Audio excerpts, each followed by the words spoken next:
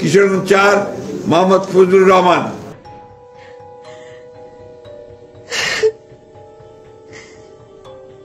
আগামী জাতীয় সংসদ নির্বাচনে ২৩৭ আসনে প্রার্থী ঘোষণা করেছে বিএনপি।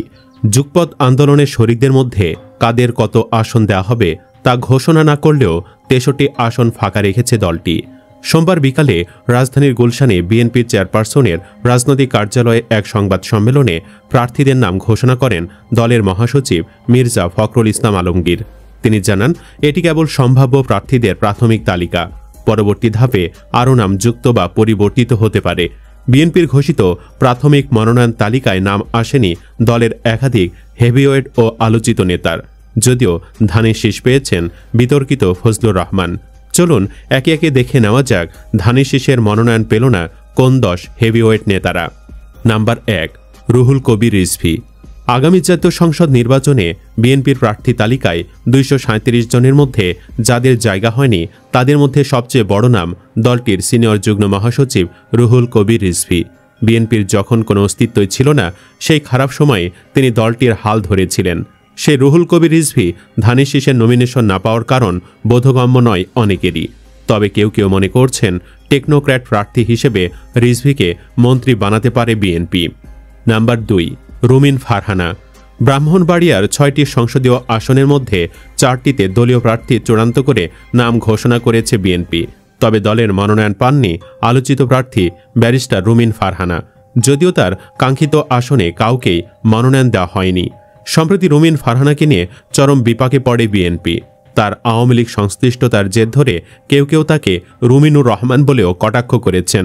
ধারণা করা হচ্ছে রুমিন ফারহানার আসনে শরিক দলের কাউকে মনোনয়ন দেওয়া হতে পারে, আর রুমিন ফারহানাকে পূর্বের সংরক্ষিত নারী আসনের এমপি করা হতে পারে। নাম্বার 3, শামসুজ্জামান দুদু।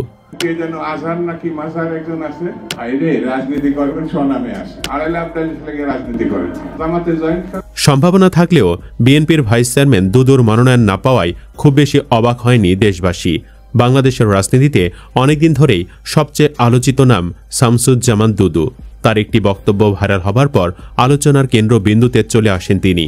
বিএনপির এই ভাইস চেয়ারম্যান এক বক্তব্যে বলেন, বিএনপির লোকেরা যদি প্রস্রাব করে সেই প্রস্রাবে হাসনাত আবদুল্লাহ বঙ্গোপসাগরে ভেসে যাবে, আর বিএনপির লোকেরা যদি থুতু ফেলে থুতুর মধ্যে হাসনাত আবদুল্লাহকে খুঁজে পাওয়া যাবে না।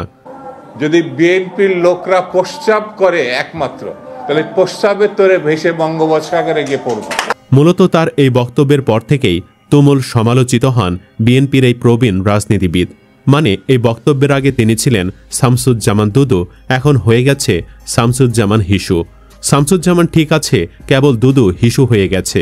শামসুজ্জামান দুদু চুয়াডাঙ্গা 2 আসন থেকে ধানের শীষের মনোনয়ন প্রত্যাশী ছিলেন। এই আসনে মোহাম্মদ শরীফুজ্জামানকে মনোনয়ন দেওয়া হয়েছে। দুদু চুয়াডাঙ্গা 2 আসন থেকে 1996 সালের ফেব্রুয়ারির 6ষ্ঠ জাতীয় সংসদ নির্বাচনে বিএনপির মনোনয়নে প্রথমবার সংসদ সদস্য নির্বাচিত হন। একই বছরের জুনের 7ম জাতীয় নির্বাচনেও তিনি ওই আসন থেকে বিজয়ী হয়েছিলেন। নাম্বার 4, ব্যারিস্টার জমির উদ্দিন সরকার। জমির উদ্দিনকে ধানের শীষ না দেওয়াতে চরম অবাক হয়েছে দেশবাসী। পূর্বে তিনি বাংলাদেশ জাতীয় সংসদের স্পিকার হিসেবে দায়িত্ব পালন করেছেন। তিনি বাংলাদেশের অস্থায়ী রাষ্ট্রপতি হিসেবেও দায়িত্ব পালন করেন। তিনি বাংলাদেশ জাতীয়তাবাদী দলের অন্যতম প্রতিষ্ঠাতা সদস্য এবং প্রতিষ্ঠা লগ্ন থেকে স্থায়ী কমিটির সদস্য। তবুও কেন তিনি ধানের শীষ পেলেন না তা অজানায় রয়েছে। নাম্বার 5, আফরোজা আব্বাস। জাতীয়তাবাদী মহিলা দলের সভানেত্রী আফরোজা আব্বাস ধানের শীষের মনোনয়ন পাননি।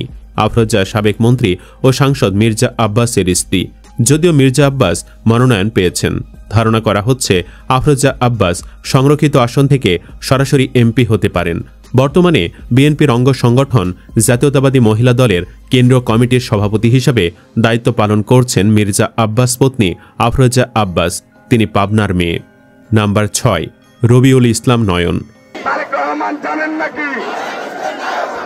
ঢাকা মহানগর দক্ষিণ যুব দলের সদস্য সচিব রবিউল ইসলাম নয়ন।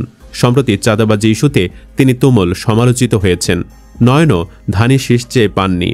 মাগুরা 2 আসন থেকে মনোনয়ন চেয়েছিলেন রবিউল ইসলাম নয়ন, কিন্তু এই আসনে মনোনয়ন পেয়েছেন সাবেক মন্ত্রী ও গয়েশ্বর চন্দ্র রায়ের বিআই নিতাই রায়চৌধুরী। নয়নকে কটাক্ষ করে কেউ কেউ ফেসবুকে লিখেছেন, নয়ন ভাইয়ের জন্য এক বালতি সমবেদনা, কারণ রাজনীতিতে মনোনয়ন না পাওয়া মানে প্রেমে বিয়ের প্রস্তাব ফিরিয়ে দেওয়ার সমান কষ্ট। দিনরাত এক করে কামলা খাটা রবিউল ইসলাম নয়ন শেষমেশ মনোনয়ন না পেয়ে বেচারা সেম কষ্ট অনুভব করছে। নাম্বার 7, নজরুল ইসলাম খান। ধানের শীষ পাননি দলটির আরেক শীর্ষ নেতা নজরুল ইসলাম খান। তিনি বর্তমানে বাংলাদেশ জাতীয়তাবাদী দলের সর্বোচ্চ নীতি নির্ধারণী ফোরাম জাতীয় স্থায়ী কমিটির সদস্য হিসাবে রয়েছেন। 2018 সালে একাদশ জাতীয় সংসদ নির্বাচনে তিনি বিএনপির নির্বাচন পরিচালনা কমিটির চেয়ারম্যান হিসাবে দায়িত্ব পান। নাম্বার 8, সেলিমা রহমান। মাত্র একদিন আগেই বরিশালের মোলাদিতে বিএনপির এক শক্তিশালী শোডাউনে বিএনপির জাতীয় স্থায়ী কমিটির অন্যতম সদস্য বেগম সেলিমা রহমানের পক্ষে জনতার স্রোত নেমেছিল। 1 নভেম্বর বিকেলে মোলাদি উপজেলার শফিপুর আদর্শ নিম্ন মাধ্যমিক বালিকা বিদ্যালয় মাঠে আয়োজিত এ সমাবেশে মাঠ উপচে পড়া জনতার উপস্থিতি প্রমাণ করেছে তৃণমূলের উচ্ছ্বাস ও আগ্রহ। কিন্তু সবাইকে অবাক করে সেলিমা রহমানকে ধানের শীষ দেয়নি তারেক রহমান। নাম্বার 9, রফিকুল ইসলাম মিয়া। বিএনপির স্থায়ী কমিটির সদস্য ও সাবেক মন্ত্রী ব্যারিস্টার রফিকুল ইসলাম। অনেকে ভেবেছিল তিনি নিশ্চিতভাবেই বিএনপির মনোনয়ন পাবেন, কিন্তু তাকেও ধানের শীষ দেওয়া হয়নি। ধারণা করা হচ্ছে অসুস্থতাজনিত কারণে তিনি মনোনয়ন পাননি। 2018 সালে জাতীয় সংসদ নির্বাচনের পর থেকে গুরুতর অসুস্থ হয়ে দীর্ঘদিন ধরে বিছানায় শয্যাশায়ী রফিকুল ইসলাম মিয়া। মেরুদণ্ডের হাড় ভেঙে যাওয়া সহ নানা রোগে আক্রান্ত 76 বছর বয়সী বিএনপির এই নেতা। নাম্বার 10, হাবিবুন নবী খান সোহেল। গতকালের আগেও দলীয় সূত্রে জানা গিয়েছিল রাজধানীর গুরুত্বপূর্ণ আসন ঢাকা 12 থেকে চূড়ান্ত মনোনয়নের সংকেত পাচ্ছেন দলটির সাবেক যুগ্ম মহাসচিব হাবিবুন নবী খান সোহেল। কিন্তু সবাইকে অবাক করে তারেক রহমানের সিদ্ধান্ত। হাবিবুন নবী খান সোহেল বিএনপির কঠিন সময়ে রাজপথে থেকে নেতৃত্ব দিয়ে আসছেন। আন্দোলন, গ্রেফতার, কারাবাস সব মিলে তার রাজনৈতিক জীবন একটি সংগ্রামের প্রতিচ্ছবি। দুঃসময়ের রাজনীতিতে তিনি দলের প্রতি যে আনুগত্য ও ত্যাগ দেখিয়েছেন সেটি তাকে কেন্দ্রীয় পর্যায়ে তাকে গ্রহণযোগ্য নেতা হিসাবে ব্যাপকভাবে প্রতিষ্ঠিত করেছে।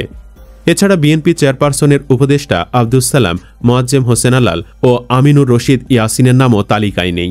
আন্তর্জাতিক বিষয়ক সম্পাদক নাসির উদ্দিন অসীম ও রবিউল ইসলাম রবিও বাদ পড়েছেন প্রাথমিক তালিকা থেকে। একইভাবে স্থায়ী কমিটির সদস্য সালাউদ্দিন আহমেদের স্ত্রী হাসিনা আহমদ, ইকবাল হাসান মাহমুদ টুকুর স্ত্রী মনোনয়ন পাননি। কিছু আসনে প্রার্থী না ঘোষণা করার বিষয়ে মির্জা ফখরুল ইসলাম আলমগীর বলেন, আমাদের সঙ্গে যারা যুগপৎ আন্দোলন করেছেন যেসব আসনে তারা আগ্রহী সেসব আসনে আমরা কোনো প্রার্থী দেইনি। আমরা আশা করছি তারা তাদের নাম ঘোষণা করবেন, তখন আমরা চূড়ান্ত করব। বিশেষ করে আমাদের যুগপৎ আন্দোলনে যে শরিক দলগুলো আছে তাদের সঙ্গে আলোচনা করে আমরা কোনো কোনো আসনে পরিবর্তন আনতে পারি।